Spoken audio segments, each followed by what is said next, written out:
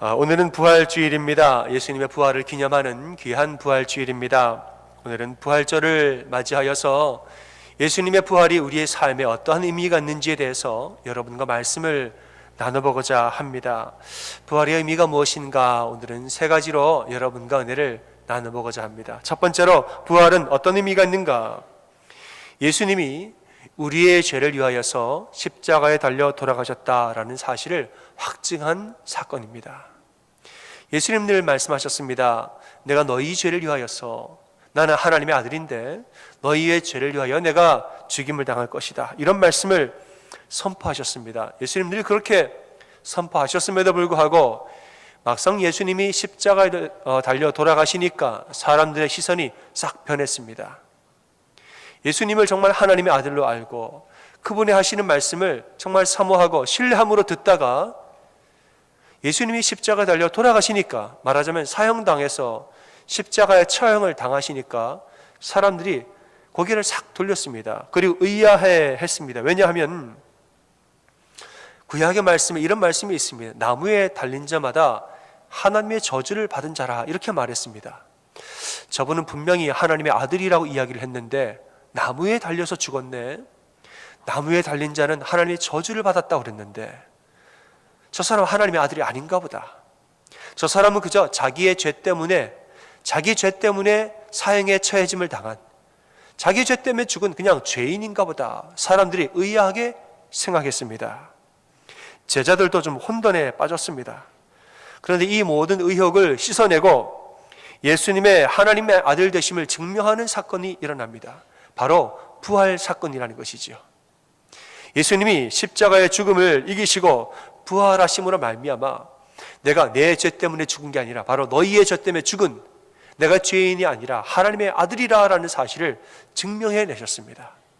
이 부활로 말미암아 모든 사람들이 머릿속에 있었던 의혹들을 다 씻어내고, 이게 모든 게 다 하나님의 계획이었구나, 우리를 구원하기 위한 하나님의 계획이었구나, 이것을 우리가 알게 되고 확증하게 되었습니다.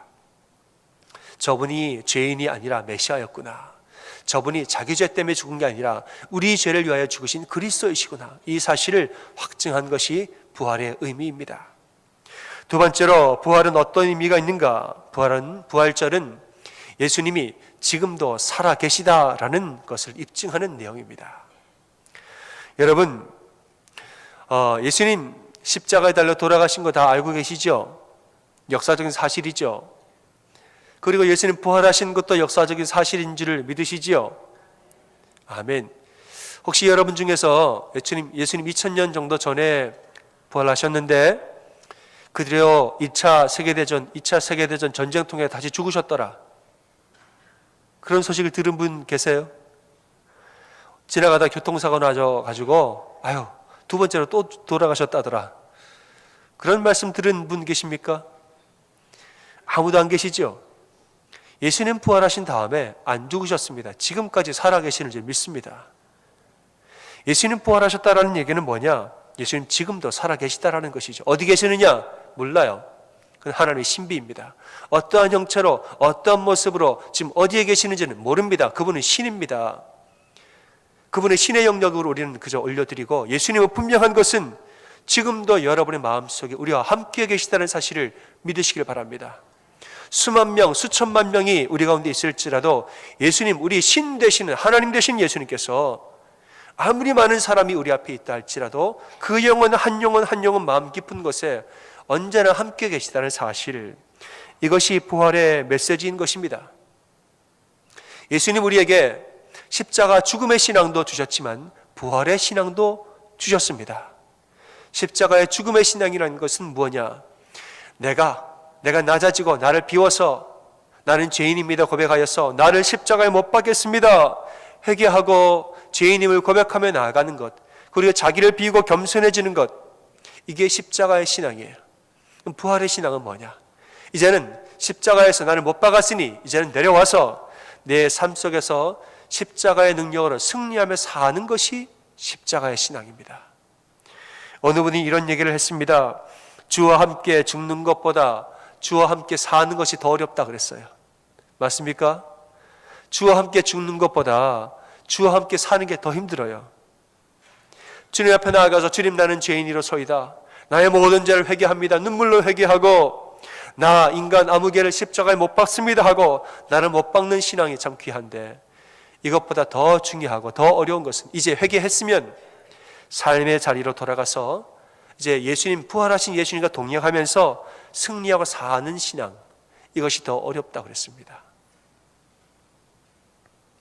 여러분 예수님은 지금도 살아계셔서 나와 대화하고 계시고 하루 종일 나와 함께하고 동행하시는 분인 것을 믿으시길 바랍니다.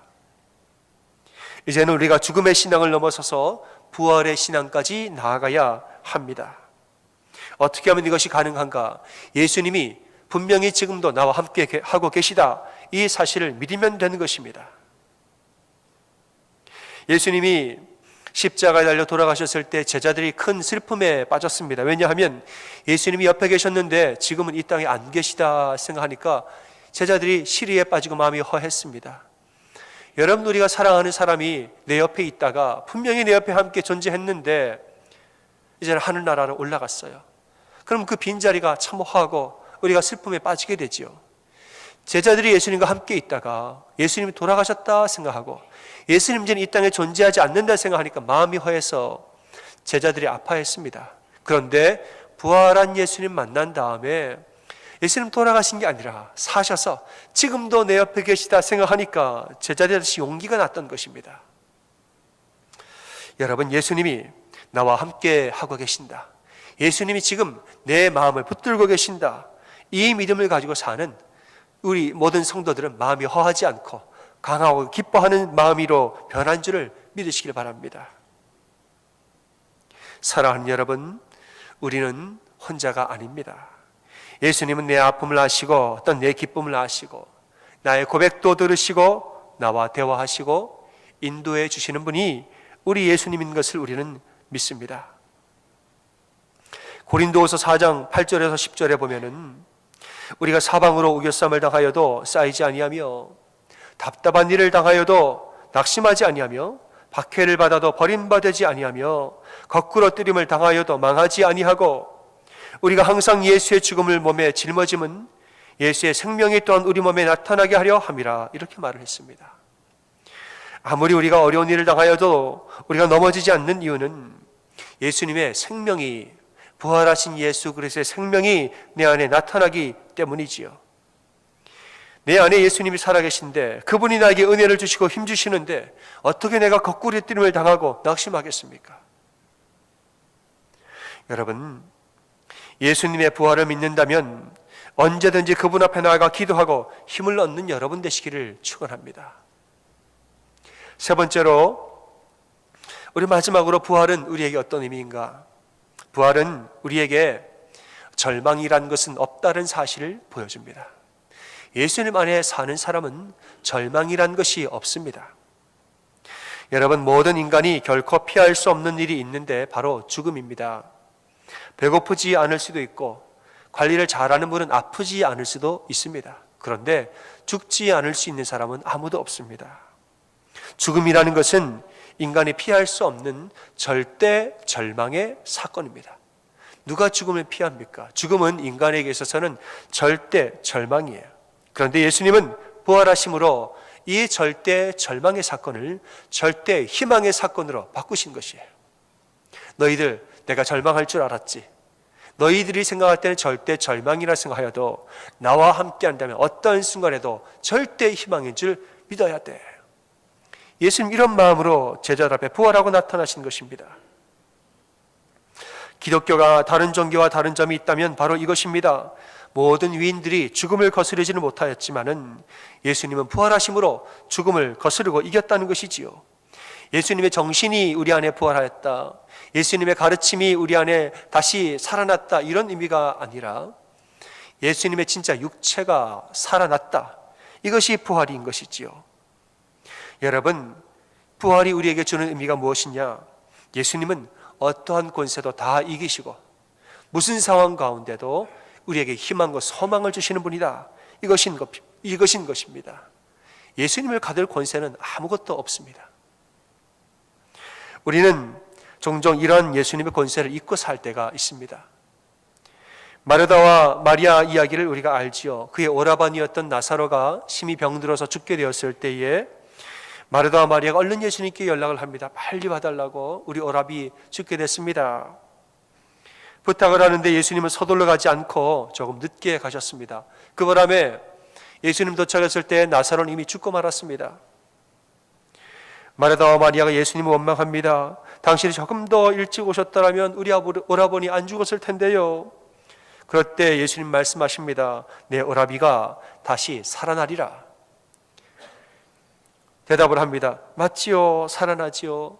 마지막 날 부활할 때 살아나겠지요. 그랬어요. 그랬더니 예수님이 아니라고 그랬어요. 왜 부활 때가 아니고 지금 산다는 것이지요. 이 마리아와 마르다가 시리에 빠진 이유가 무엇일까요? 오라비가 나사로가 이미 죽었기 때문이에요. 여러분, 사람은 죽으면 끝이에요. 이 마르다와 마리아를 생각했던 거예요. 예수님이 계시든 안 계시든 오빠가 죽었는데 뭘 더 해요? 끝이에요. 절대 절명이라고 생각한 거예요. 예수님이 병든 자는 고치셔도 죽은 자는 못 살릴 거다. 사람들 생각한 거지요. 그러나 예수님 이렇게 말씀하십니다. 나는 부활이요 생명이니 나를 믿는 자는 죽어도 살겠고 살아서 믿는 자는 영원히 죽지 아니하리라. 내가 이것을 믿느냐? 이렇게 말했습니다. 여러분, 우리가 살다 보면 우리 삶 속에서 인간의 한계를 느끼며 살 때가 있습니다. 우리가 인생의 절대 절망을 느낄 때가 있다는 것이죠. 그래서 우리가 더 이상 아무것도 할 수 없다고 생각할 때가 있습니다. 그러나 예수님은 절대 그렇지 않다라고 말씀하고 계십니다. 예수님의 부활을 믿는 우리에게 절대 절망이라는 것은 없는 것입니다. 어떤 상황 가운데 있다 할지라도 우리는 새로운 시작을 할 수 있는 줄 믿으시기를 바랍니다. 부활이 무엇이냐? 부활은 다음 기회를 우리에게 주는 것이에요. 여러분, 이번 생에 나는 기회가 끝이다라고 혹시 생각하는 분이 있습니까? 부활의 의미는 무엇이냐? 우리에게 세컨 찬스를 주는 거예요. 제자들이 예수님 부활하기 전에는 실패를 많이 했습니다. 그들은 삶이 끝났다고 생각했습니다. 이 젊은 나이에 모든 거 다 버리고 예수님 쫓았는데 끝났다, 끝이다, 우리는 어떻게 사나? 그런데 부활하심으로 말미암아 그들의 삶에 세컨 찬스를 주셨어요. 또 다른 삶을 살 수 있는 기회를 우리에게 주셨다는 것이지요. 다음 기회란 없을 것 같았던 내 인생에 예수님으로 인하여서 새로운 기회를 얻는 것이 부활의 신앙이라는 것입니다. 우리말 중에 하늘이 무너져도 솟아날 구멍이 있다라는 말이 있습니다. 여러분, 여기서 말하는 이 솟아날 구멍, 이게 바로 예수님인 줄 믿으시길 바랍니다. 요즘에 한국 사람들이 수저 이야기를 많이 합니다. 누구는 금수저를 물고 태어났고 누구는 흙수저를 물고 태어났다. 이제 수저라는 것은 내가 태어날 때 우리 집안이 어땠는가 이런 얘기죠. 금수저가 있고 금수저보다 더 좋은 것도 있대요. 다이아몬드 수저도 있고 말이죠.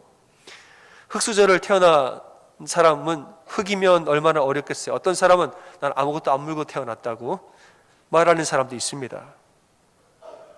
한국 사회가 신분 간의 이동이 점점 어려워지고 양극화 현상이 강해지니까 마치 우리의 인생도 태어날 때 이미 다 결정돼 버린 것처럼 그렇게 말을 합니다. 나는 흙수저를 물고 태어났으니 내 인생은 그저 다 결정이 된 거지, 내 인생은 더 이상 달라질 게 없지라고 생각하는 사람들이 있습니다. 하지만 여러분들 다시 한번 생각해 보십시오. 우리가 무엇을 물고 태어났는가가 중요한 게 아니라 정작 중요한 것은 그 수저로 무엇을 먹고 사느냐가 더 중요한 것이 아닙니까? 금수저를 물고 태어났다 한들 그 금수저로 욕심과 이기심, 절망과 좌절들을 먹고 산다면 그 인생은 어떻게 되겠습니까? 하지만 반대로 우리가 흙수저를 물고 태어났다 한들 그것으로 말씀을 먹고 예수님 안에 생명을 먹으면서 자라난다면 그 인생은 얼마나 힘있고 강건해지겠습니까? 내 사랑하는 자녀에게 남들처럼 번듯한 금수저 하나 우리가 물려주지는 못할지라도 그들의 입에 희망과 소망의 믿음, 부활의 믿음을 먹여줄 수 있는 그 일이 우리에게 있다면 얼마나 기쁘겠습니까? 여러분, 부활은 우리에게 세컨 찬스를 주는 신앙입니다. 여러분, 지난날의 나의 모습을 돌아볼 때, 야, 내 인생은 이게 단가 보다. 내 인생은 이미 결정이 되어서 나는 그냥 하늘나라 갈 때까지 이렇게 사는 건가? 이런 마음과 이런 낙담하는 우리 마음이 있다면 부활의 신앙 앞에 나오셔서 예수님으로 말미암아 우리의 삶이 언제든지 다시 변하고 다시 도전할 수 있다는 사실을 믿고 사시길 바랍니다. 사랑하는 여러분, 부활을 믿는 이들은 결코 절망하는 법이 없습니다. 어떠한 상황에서도 예수님 앞에 있으면 희망으로 바뀌기 때문입니다. 내가 가진 것을 탓하지 마시고 예수님으로 말미암아 그분이 주실 것을 기대하며 사는 여러분 되시길 바랍니다. 이러한 부활의 신앙을 지니고 사는 여러분 모두가 다 되시기를 주님의 이름으로 축원합니다. 아멘.